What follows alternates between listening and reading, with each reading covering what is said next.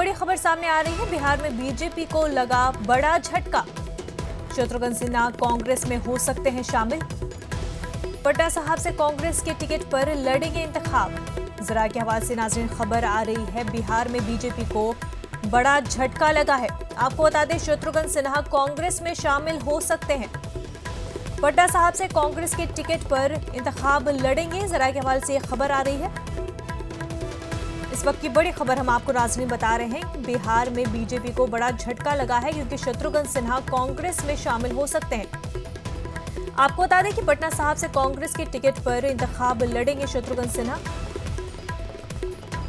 जरा के हवाले से खबर आ रही है नाज़रीन, बिहार में शत्रुघ्न सिन्हा कांग्रेस में शामिल हो सकते हैं। बीजेपी को बहुत बड़ा झटका बिहार में। पटना साहब से कांग्रेस के टिकट पर शत्रुघ्न सिन्हा इंतखाब लड़ेंगे।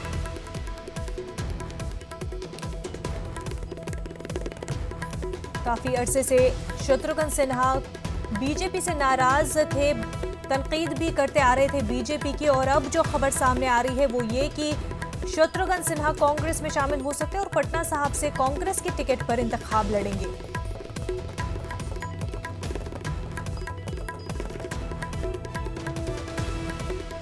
इस वक्त की बड़ी खबर नाज़रीन, बिहार में बीजेपी को बड़ा झटका लगा है।